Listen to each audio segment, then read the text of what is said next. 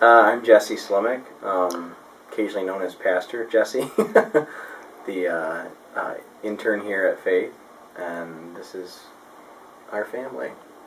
I'm Emily Slimak, and this is Easter. How old are you, Easter? 2.5. 2.5. And this is Araya. How old are you, Araya? Araya 4.5. Araya's 4.5. Ever since I was a child, I would hear adoption stories, and something about those stories just really stuck out to me. Just people who needed a home, people who didn't have someone to care for them. So as a young child, I always thought that it was something that I might want to do, to adopt or to do foster care. And when Jesse and I started dating seriously, we had talked about it before we even got married or anything, that we would both be open to adoption or foster care. We chose the foster care system for a couple reasons.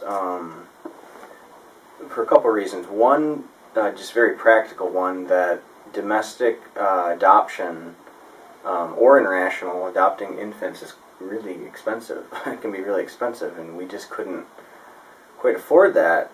So that's the real practical reason. And another reason was kind of more of an emotional one, that we wanted to be open to adopting older children or taking care of older children, because it really breaks our heart that kids, as they get older in the system, they're just less likely to have.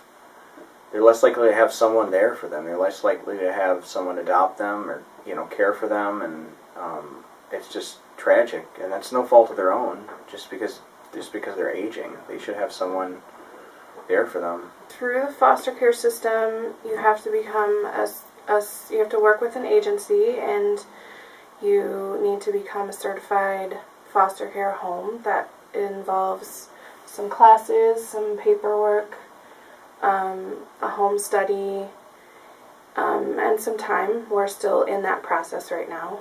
And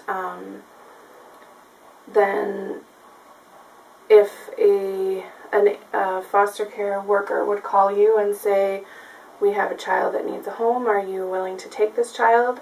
If you did, then you would take that child into your home right away.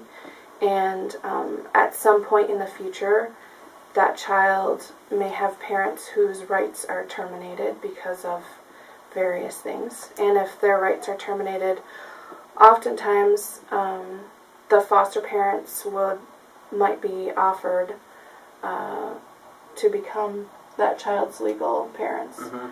And the adoption would take place then through the state directly. And there is little to no cost to the foster parents or the adoptive parents.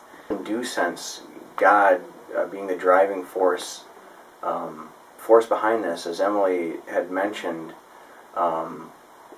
we do want to have a larger family, but I also feel a real sense of duty. I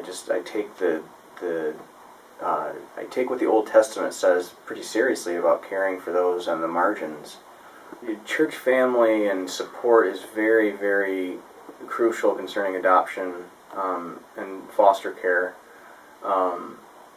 Somebody might think that even though they don't feel called, or they're not in a position where they can actually do foster care, there's still so many ways people can help out. The first few years of an adoption or a foster care situation are likely going to be stressful for everyone involved, and just a little bit of prayer and support could go a long way. I would just ask that everyone take this to God in prayer and just ask God, is there anything that you would have me do? Would you have me, help support someone financially in some way? Would you help someone watch their children or become a certified caregiver so that they might be able to take a break? Or would you have me consider doing this in our family?